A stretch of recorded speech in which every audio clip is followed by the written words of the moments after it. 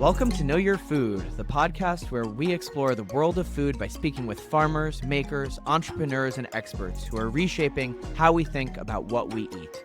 I'm your host, Michael Ray Robinoff, CEO and co-founder of Farm to People, and we're recording these conversations live from our warehouse in Bushwick, Brooklyn. In today's episode, I sit down with Rick Osofsky of Ronnybrook Farm, a third-generation dairy farmer whose family has been milking cows in New York's Hudson Valley for over 80 years. Ronnybrook is known for its rich, cream-on-top milk in glass bottles and has been a staple at New York City's farmers markets for decades. Rick shares a lifetime of insight into how dairy farming has changed from local milk plants and small-town economies to today's highly consolidated industrial food system. We talk about what's lost when family farms disappear, why beyond organic matters, and the complexity of milk pricing in America. I learned so much from this conversation with Rick, and I hope you do too. Thanks for tuning in to Know Your Food. If you enjoyed today's show, don't forget to subscribe and share it with a friend. Now here's my conversation with Rick from Ronnybrook Farm. Rick, thank you so much for being here. I want to start off by sharing what a fan I am of your work. It's an honor to work with your dairy. I got the opportunity in October to visit the beautiful land and cows that produce this amazing milk that you distribute through the farmers markets and also through Farm to People. So thank you for making the trek from Pine Plains down to New York this evening to chat with me. Well, I want to start a little bit further back, not necessarily at the beginning of the farm, although I'd love to hear, I know it's your parents who started the farm, but also your own personal journey and how you decided to get involved. So if you can share the story of Ronnybrook Farms, what inspired your family to start dairy farming, and also how the farm has evolved over the years. Well, my family, my father was born in the Hudson Valley, probably 15 miles from where the farm is. There were 8 kids in his family, 4 boys and 4 women. The women all went off and became teachers. They went to New Paltz. And all the guys started farming. They started Ronnybrook in 41 because my brother was born in 41. His name was Ronny. But my father farmed for 10 years before that. So I grew up on a farm, and not far from New York. A lot of relatives in the city. But it was not uncommon. I came from a small town, Pine Plains. We were about 2,100 people, but I would believe that way over half were farmers. Pine Plains at the time, back in the 40s and 50s, had its own milk plant, as did every small town in the Hudson Valley. If you went down the road 10 miles, you're going to find another Borden's plant or this plant, and everybody brought their milk to the town milk factory in cans. At the end of the milking in the morning, you put the cans are sitting in a brook somewhere in some cold house overnight, and you get up in the morning and you bring your milk into the milk factory. It changed very rapidly, the way milk was handled. And most farms in town at the time, a big farm was 60 or 70 cows. And we had, again, we're 90 miles from here, not far away. We must have had 35 or 40 active farms. And the town itself of Pine Plains had all the amenities that little communities had, whether it be a barber shop or hardware store, a bakery. Everything was there. I grew up on the farm, and I was told by my mom that I was going to go to college. And I had 4 siblings. My mother was one of those teachers that went to New Paltz, but she got back to the farm. She grew up in Brooklyn, across from Ebbets Field. But she became a great farmer. In a very short time, she was milking cows by herself. Had 4 kids, all born on the 14th of the month. She would milk the cows every morning. And we worked on the farm. We didn't think there was anything unusual about spending 7 days a week doing the farm. We did it together. And if you look at old farmhouses in the country, it wasn't uncommon. They're big and sprawling farms because the kids would grow up and they'd put an addition on the house and the kids would stay on the farm. That all changed, of course, with the Industrial Revolution, and kids started moving off the farm. I never thought much of what I was going to do, although I did know that I loved farming. I loved doing what we did. But I went off to college, as my siblings did. I ended up going to NYU Law School. But I would go home on weekends and farm. I didn't think that was abnormal either. After I graduated from law school, I worked in Washington for a while, but would come home at any extended weekend that I had to bale hay or to do whatever I had to get done. Eventually, I realized that this is really what I want to do full time. But the nature of the business had changed significantly. As I said, at the time there were 60 cows, it was a normal barn. We had 30 or 40 farms. We're today the only ones left. Florence Fabricant, who was a food writer for the Times, drove by the farm one day and she said, what you should do is really put milk back in glass bottles and try selling it. And then she called us and said, you should go to the farmer's market. I'll get you there. So that's how it all started. Now, milk legislation is bizarre, and I can get into that. But one of the problems that we had is we could bottle some milk in our milk house and bring it to the market, but our cooperatives that took our milk said, you can't, unless you give us all your milk, you give us none of your milk. If you're going to take milk out, we're going to shut you off. And they did. So we had to spend 3 or 4 years throwing away about 90% of our milk to get it to the market. Wow. And we did, finally. The farmers' markets are really set up in a strange way. Very few farmers on any of those committees, too, which make it complicated for us. But we do it. We've done it ever since. I had 2 kids who went off to college. I almost hoped that they didn't come back, only because it's not a terribly lucrative profession, if I call it a profession. They asked a farmer what he would do if he won the lottery. And he said, well, he'd keep farming until he spent it all. And that's the reality. The reason that farmers have a very poor voice, everybody talks about the dairy lobby. The dairy lobby that exists in terms of promoting farm policy has nothing to do with farms.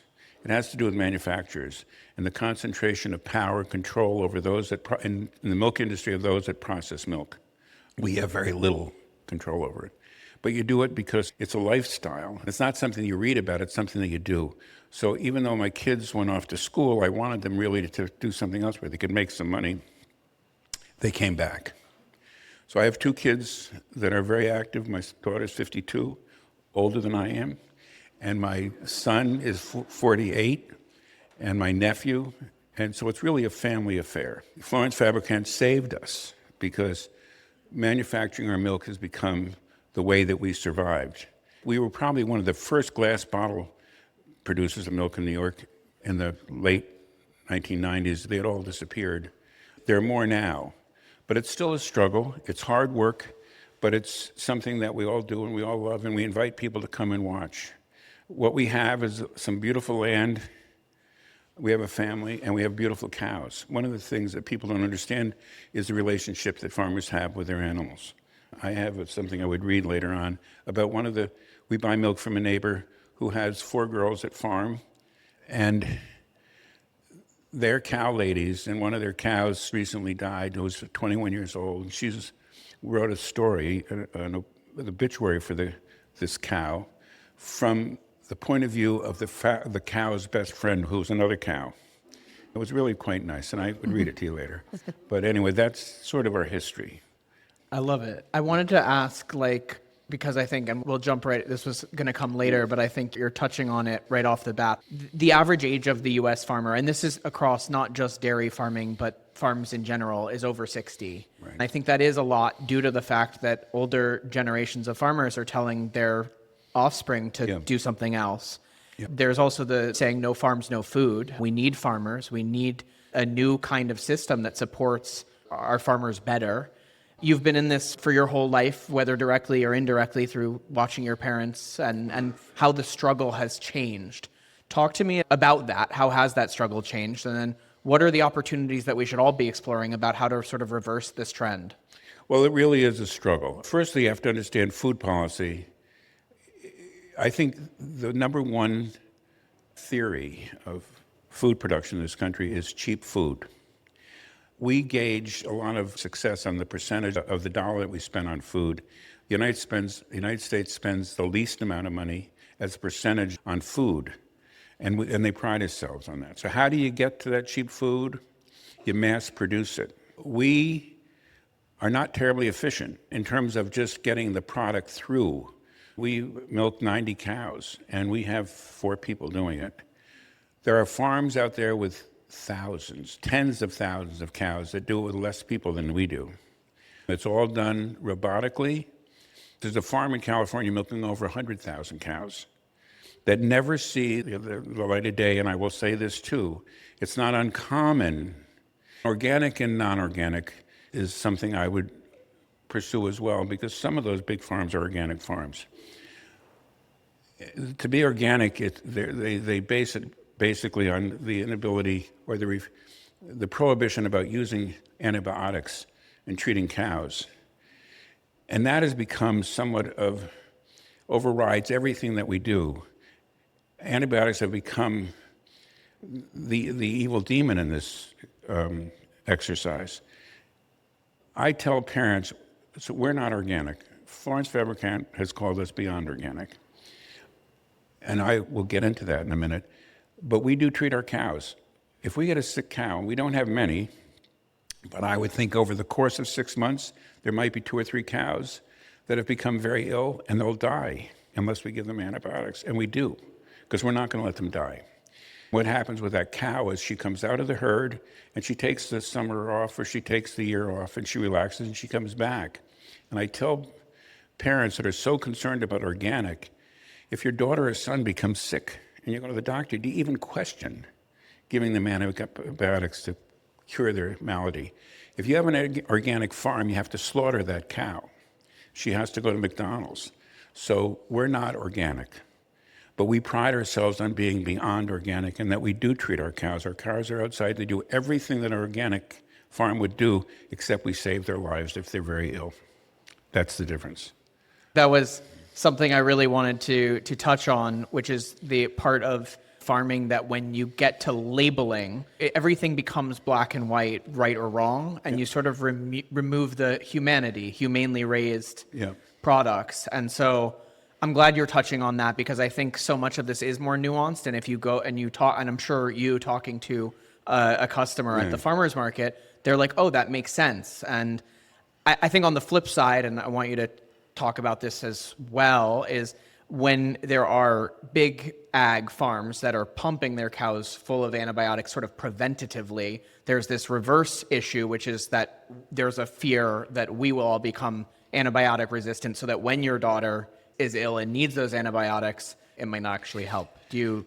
There's a risk, but I don't think that any farms, even the large ones, even though I don't support them, see an overuse of antibiotics, except on an individual basis where a farmer doesn't understand what he's doing. It's easy to give a cow a shot of penicillin. But I don't think that's really the prevalent attitude of most farmers. Most farmers try not to give them antibiotics. I have farmers that do milk 300 or 400 cows, and I know they feel just the same way. Mm-hmm. You can typically treat a cow who has some sort of ailment without antibiotics. It's only when it's really serious, and that cow is important. The thing that you have to understand about, in terms of just understanding who Ronnybrook is, and we're not unique in that there are a lot of family farms left, even though in the 80s there were 650,000 family dairy farms, and there are 20,000 left. So we've lost 630,000 farms. And I'll get back to the question, but if you go across states like New York and you see all these silos sitting out in the fields with nothing around them, they were all active farms. And the unfortunate reality is when you lose those farms, you also lose the small towns that supported them. So you'll go across New York and you'll see these towns that used to be thriving communities, and there's just nothing there anymore. You had a farm community, you had equipment dealers, and you had hardware stores. You don't have it anymore. So that was just part of it. On a farm like ours of 90 cows, all of those cows have a name, and they basically know them. The people that farm with them know their names too, and we name them after their moms. They have long registered names, but we all give them barn names. They're named after their moms. So if you look at their tags, there's going to be Clara and Caroline and Cynthia, and if you see those names, you know they're all sisters or cousins or aunts. It's also, I just want to say, it's amazing. When we were there, they all have their own stall, and they know where to go. So when they go out to pasture and then they come back, no one's shepherding them to their home. They just go right there and know their home. And it's very strange because these cows aren't very smart. You put in a row of 50 cows, and a cow sits right in the middle of the row. If she's the first one and she knows where her stall is, she'll walk down the aisle and wait till her stall, and she'll walk in. If she's made a mistake and is standing in the wrong stall, another cow will come in that belongs in that stall. That cow will walk up behind her and just stand there. She's not going to tell her to leave, but she's not moving until this cow leaves. It's just interesting. And they all have totally different personalities. Personalities from their dads, only because that's the only way that we can track them. We haven't bought a cow in years. They're all related in some form, but they have different dads. There are 9 million dairy cows in the country, and every year, about 60 or 70 bulls breed all of those cows artificially. We have cows in the barn, and we know that she has 200,000 sisters all over the world. We know everything about her, the sisters, what they look like, their physical characteristics, and all of their production capacity, too. And one of the things that's on this, so when we get a bull sire summary and we have a cow that's a gorgeous looking cow, but has terrible feet, we can find a bull that's going to fix it almost every time. One of the things it's going to say about that bull is its personality. So a lot of the stuff that we read about in terms of its, the technical aspects of the cow are very sort of scientific. When it comes to personality, it'll say things like pain in the ass. Stubborn. And it's interesting to see how often it's correct. So we'll get a cow, and it's a gorgeous cow, really great cow, great longevity, and it says stubborn. And she'll walk in the barn and stand crossways around the door, and won't let another cow in. And if she sees you coming, walking to move her, she gets out of the way. She just has to put in the corner of her eye, she's going to get out of there, because she knows you're going to tell her to leave. But if you're not there, she's not going to let a cow walk by her. So, yeah, it's interesting. I wanted to ask you about, sorry, if I may, I wanted to go back to the idea of a small dairy that's really run by real people, and the fact that you have 90 cows, 4 folks milking those cows, and your daughter works there, your son works there, your nephew works there. It's a true family farm, and you have farms that are 1,000 times the size that have less people working there. What does that look like? Because I think it's hard to really imagine. And when you talk about wanting to give a sick cow antibiotics to save their life, talk about how, you mentioned this to me when I was up there, how crazy it is that when a cow will come in to be milked robotically at a certain cadence, and if their udders are too warm or too cold, the robotics knows that they're no longer okay to be in the herd, and it will literally just send them to become hamburger meat at that point. Talk about how this system has evolved from what you knew. I think the best way you can understand it, the reality in terms of these robotic milkers, it's all being done robotically. Somebody's standing up in a bird's nest watching everything on a computer. If a cow comes in and she has a temperature or there's something wrong with her, she doesn't go back to the herd. She gets shipped off to the other pen, which is a beef pen. They go to McDonald's. It's just not treated. A cow can live to about 21 or 22 years of age. That's an old cow. The average cow in this country lives to 6 because they are sent to beef. The average age in our herd is 13, which is unheard of. There are all sorts of reasons for it. And the older cows that really are survivors, we retire them. They don't take up a lot of space. They're gentle. They've learned to be survivors. But again, I think just indicative of, in terms of how that's changed, is those big farms. You know, a calf is born, she becomes mature at about 15 or 16 months of age, so she can be bred at that point. They have 9 months gestation, just like humans. So we try to have cows have their first calves when they're 2. When I said the average cow lives till 6, that means that they've been around for 3 gestations. So they don't last very long. We try to keep that as long as possible. I mean, there's some cows that are just not healthy, they're, whatever, and they don't survive. But 13 is a long time for a cow to live. We do it as best we can. I would think that one of my closest friends is a cow. And, the kids take the cows to the fair, and I don't know if you've ever been to a fair with dairy cows, but there are always kids sleeping with them, So there are just these great pictures of them lying down with their cows, and they develop a relationship. We do have a program with our local school district where kids in junior high school can spend 2 or 3 weeks, or as long as 2 or 3 months, and adopt a calf. They get dropped off with a bus, and they spend that 2 or 3 months. Very important for us, as well as for them in terms of relationship with animals. It really develops a relationship with the cows and humans, which they don't necessarily have. We've had kids come back after They got married, said, I had a cow here. One young lady came back, and she had gone to college. Well, she got this calf when she was 13, and she was still there.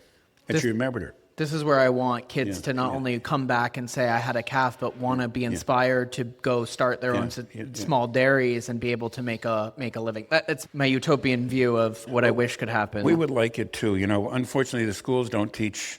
When I was growing up, all the schools had ag programs and industrial arts where you learned carpentry and plumbing and all those things. They did away with them all. And we need them more than ever now. Mm-hmm.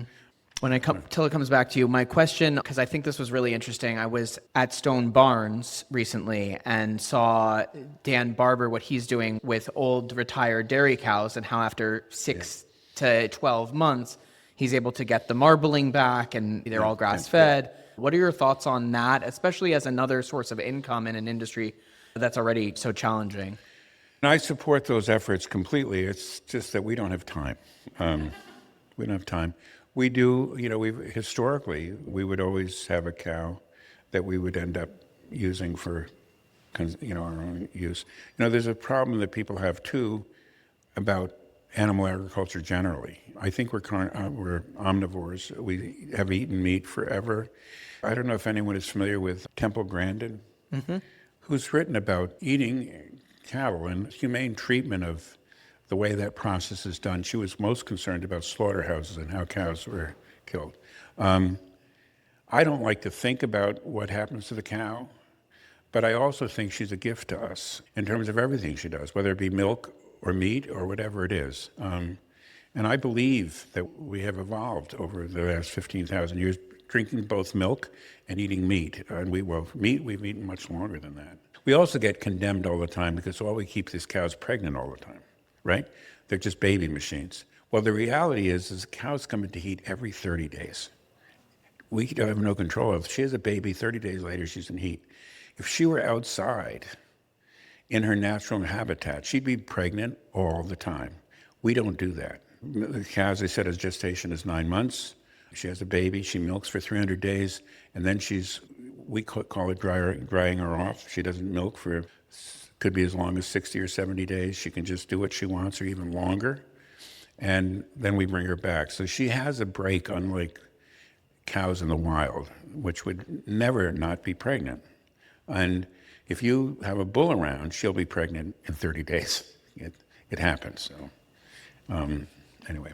Got it. Yeah. In terms of going over to the health of milk, I think this is even a hot topic today in politics.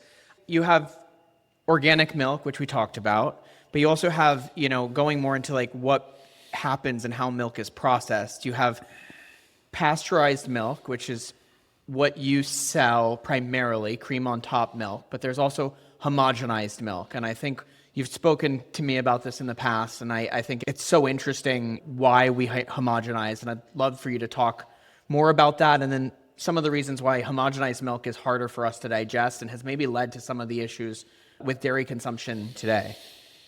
Well, it's interesting. They talk about dairy policy, dairy regulations, the dairy lobby. The dairy lobby doesn't exist in terms of dairymen. The dairy lobby exists in terms of manufacturers. It's also worth noting that years ago, every town had its own cooperative little farm manufacturing facility. There are basically 4 left in the country.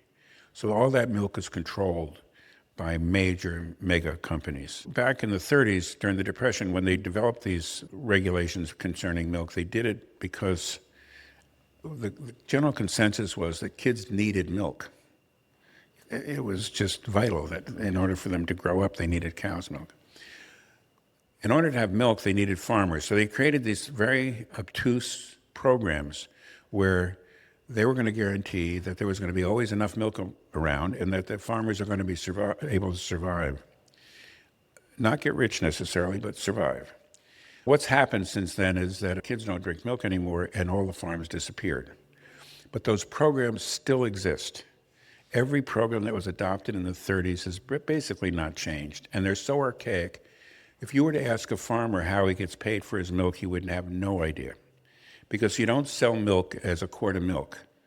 You sell milk based upon how it's used in any given geographical area. These guys who come into our plant every month and write down how much of our milk went into ice cream and how much went into butter and how much went into cream. And depending upon that percentage, we get paid as a blend because each one of those components gets priced differently. It depends on the utilization. And the federal milk marketing orders, the country is divided up into 11 milk marketing orders. And each one of those orders has its own blend price for all those components. We get paid the most for the milk that goes into fluid, which is interesting too. It's the cheapest part of our milk. Milk that goes into cream and butter, we get the least amount for, even though we get paid for it at the store the most. Somebody's making money on it. So literally milk, all of the milk comes out of your farm on a truck. Then they decide how it gets used, and then they decide how to pay you for that milk. Yeah. And you have nothing to say about it. Nothing. So it used to be New York City had the highest utilization of class 2 milk, non-fluid, because it was all the cheeses and things. Boston had the lowest utilization of cheese and the highest utilization of fluid. So you always wanted to ship your milk to Boston, right? But we were in New York, and we're on the Hudson River. A bunch of farmers got together in the 40s and said, listen, we're really in Connecticut and New England because we're closer there. We can't get the traffic to New York, but we can get to Boston. So we're in the Boston order. So we get higher prices for our milk than the guys in New York. We could be 3 or 4 miles away from a next farmer who does a hell of a lot better job than I do, but he'll get paid less for his milk than we will. And this is all just arbitrary. The people that come in and inspect and tell you what you're getting. And this is, who's paying for that? That's taxpayer money or? No, the farmers. The farmers pay these people to come and tell them what they're... It's all money because the federal government gives us at the end of each month, we get a statement as to how we're getting paid.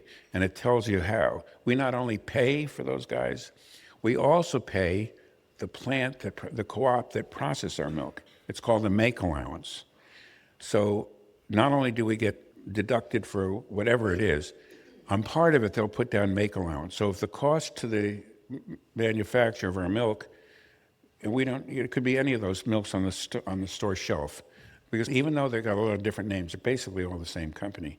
They will take out and send a note to the government that it costs us $2 more a hundredweight to process that milk this month, and it comes out of our milk check. And we keep arguing, well, take it out of just add it to the price of the product and pass it on to the consumer. No, that's not how it's done. And we hear a lot about subsidies. Like in Europe, they seemingly have figured out how to subsidize real food for people, right? If you go to the store, eggs, milk, produce often is much, much cheaper than it is in the US. Yet here, it seems like mostly the subsidies are going towards things that are feed for animals. Yeah, we don't get it. You don't get any subsidies. No. Have you ever? Historically, I think they did, but I don't ever remember getting them. Right now, you can buy insurance that if the price goes below a certain level, that insurance will cover it. So you can buy insurance to... But you'd have to pay for insane. it. Yeah. Now, the big argument between Canada and the United States, the Canadian system and the European system was like this as well. The Canadians, because farmers have no control over their markets, where they make their money is producing milk. So there's this effort on the part of farmers to produce as much milk as they can, right? Because the government is setting the price and making sure you're getting paid for it. So realistically, what happens when the price of milk is bad, what do farmers do? They produce more milk because they have to survive. And when the price of milk is high, what do? They produce more milk because they're getting a lot of money for it. So one of the reasons we've lost a lot of these farms, you have these cycles where farmers are producing milk because they're broke, and then when there's a shortage, there's a demand for it, and the price goes up, and they still produce more milk, so all they're doing is producing more milk and more milk and more milk, and then the market absolutely implodes, and we lose farms. The system just doesn't work, but we have, every 4 years they do a farm bill. We have not had a farm bill. They didn't pass it this past 4 years because no one can agree on anything. So the old process still continues, and no one knows what's going on. But again, farmers work 7 days a week, and they don't understand how the system works. But the reality is there are probably 5 or 6 people in the country that do. But I challenge anyone to tell me, and I know a little bit, I don't know how it works. But you do it blindly because that's what you do. That's the same farmer that's going to keep doing it. And then you get big farms, and you get 2,500 and 10,000 cows. And so consolidation. So every time it's sort of boom and bust cycles, the price of milk goes up, more people buy more cows to try to take advantage of the increase in price, then that floods the market. Oat milk comes along, people stop drinking milk, price of dairy goes down, all of those farms that are over leveraged go belly up, it gets consolidated. You mentioned a crazy stat, like the number of cows in the US today is equal to the number of cows in 1980, yet the number of farms is down 630,000. Cows went somewhere. Yeah, the cows went somewhere, the farms just disappeared. Yeah, it's sad commentary. It's definitely not a pretty picture. And when you think about the future of dairy and you think about all of these competing industries and even competing messages, right? Like, is dairy good for you? Is dairy bad for you? All of these different things. Like, how do you reason with it, considering the new administration? Like, what do you want to see? They talk about making America healthy again. They talk about helping farmers, at least in a loud political way. What are some things that you would like to see from your perspective? Yeah, okay. Well, firstly, I'm an advocate for milk. Milk gets a bad rap, and I'm prepared. But I think we've gotten a terrible rap. We've been drinking milk for 15,000 years, and I am convinced, and maybe I'm prejudiced, we started drinking milk, and it was the milk fat in the milk, really, that helped create mature our brain, and we got up off all four, and we became humans as we know them today, and we've been doing it for a long time. The Bible mentions milk and honey, 30, 40, 50 times. I'm an advocate. I really believe that it's worked us well. It was considered the most perfect food. I still maintain that it is. Policy, however, when we talk about government food policy, doesn't necessarily adhere to that philosophy. Again, it's cheap food that we're looking for, not necessarily good food. All the plant-based milks, which have their place, however, they don't hold a candle to cow's milk in terms of just nutritional value. Milk contains 13 or 14 or 12 fundamental nutrients that we need. Yet the government, what does it support? They're very quick to enforce regulations if they serve the benefit of the government.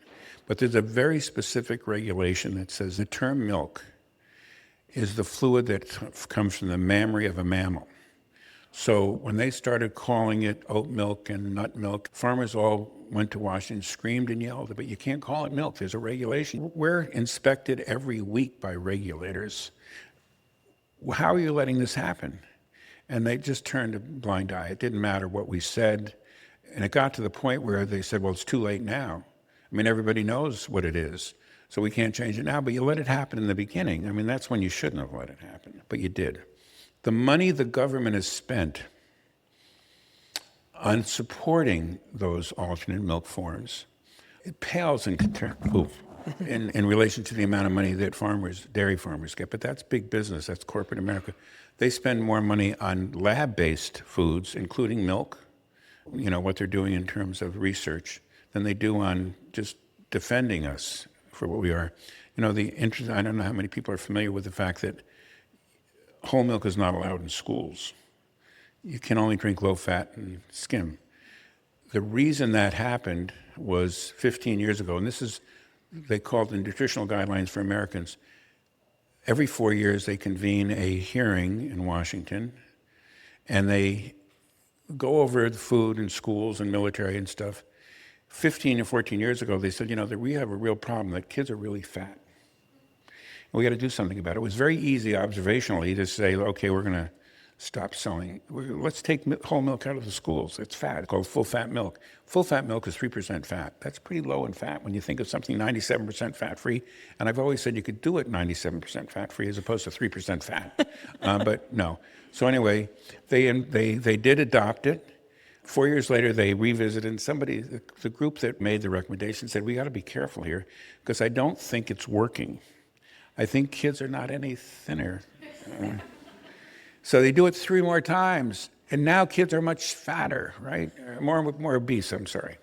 And yet, last December was the last hearing. All the people came in and made the argument that this is wrong, that full-fat milk is probably less fattening than low-fat and skim. It didn't matter. The only thing I will say about the administration, who knows what Bobby Kennedy's going to do, But he may very well say, we're going to have full-fat milk in school, for whatever the reasons are. But I really believe, and it's not going to save the dairy industry, but at least it's going to take somewhat of that shiner away from its eye, right? That this isn't really bad for you guys. And the kids that don't drink full-fat milk but skim and low-fat never drink milk because it's not milk. Yeah, absolutely. I mean, I could talk to you for all night. I want to ask on a closing question, and again, just sort of tying it in, and really the reason we started doing these conversations was because I have, such an amazing privilege of being able to go and meet with you, farmers like you, food makers, and really get a privileged peek behind the curtain at what food production looks like. And I wanted to really share that with a broader community. Even going back to your parents when they started, you and your family have seen so much. Obviously, buying food online is maybe not something that you thought about in 1966 when you were at NYU or driving a taxi. But what role does Farm to People play in the food system in your eyes? Well, I just think it's important. I think it's important for somebody out there to connect farmers with the consumers, with eaters, because we don't have a voice. We have no voice at all. And I'm not crying. I mean, I just as observationally more than anything else, every once in a while I have an opportunity to say a few words, and if I can say a few words and offer the consumer some insights into who we are, it's really very significant for me personally, but for the industry, and that's what you offer, that opportunity. And we invite everyone to come visit us. We'd love to have company. We love to have people spend time. If you find it, you want to stay overnight, you can. I'll find you a place. But we love company, and you can meet some cows. They're just great friends. I can attest to that. Yeah. And maybe we will do a trip. We've had customers who want to do a trip. I think it's always just trying to figure out the logistics. We figured out how to get the food from the farm to the people, getting the people from New York to the farm. I haven't cracked that nut yet, but would love to. And the scheduling is not complicated where there's 7 days a week, and if you're an hour late, it doesn't matter, He's poking. We were an hour late. An hour late. Our videographer was, I think, an hour and a half late, but he did a good job. Well, there's more. Yeah, he did a good job. And I think the most important thing to do in all of this is to really support small farmers and to drink their products and to consume their milk. I have one more thing to add. Please. The big thing about farms and methane is the big thing too, right? Carbon dioxide, all these cows burp when they're creating all this mess. The reality is that most farms like ours creates no methane, and because the methane comes from the ground, the grass that they eat, and if they're outside grazing, they do whatever they have to do outside. It's just absorbed into the ground. Where it becomes an issue is when you have these big mega farms and you collect all of these tons and tons of manure. The government has decided to give millions of dollars to these major farms to put in methane digesters, thinking that's saving now you can turn this stuff into electricity. So it's not costing anything, and it's a great way of solving the methane problem. But what happens when you burn methane? You create carbon dioxide. Again, I'm talking about millions and millions of dollars going to these big guys to do it. Easily done by just having 70 or 80 cows and letting them graze. And they take care of it themselves. The other thing that's happening is you're shipping this milk now because of this consolidation, thousands of miles in these big trucks creating carbon dioxide. Methane lasts for 10 years. It's a terrible gas. But it only lasts for 10 years. Carbon dioxide lasts for 1,000. So none of it makes a bit of sense, but you can sit here again and listen to sort of the voices, and some of it makes sense, but then when you sit down and really analyze it, it doesn't. I thought that was an important component of this. I think it's a super important. Yeah, and... Sorry for taking so much time. Don't. Oh, are you kidding? I wish we had more. Thank you. Thank you, Rick. Thank you for listening to Know Your Food, a podcast from Farm to People. If today's conversation got you thinking differently about what's on your plate or where it comes from, we'd love if you shared this episode with a friend or left us a review. It helps more people discover the folks reimagining the future of food from the ground up. And if you're in the New York tri-state area, you can shop from our network of small, regenerative, independent farms and makers at farmtopeople.com. And stay in the loop by signing up for our newsletter or joining us on Instagram at farmtopeople. Until next time, eat well and know your food.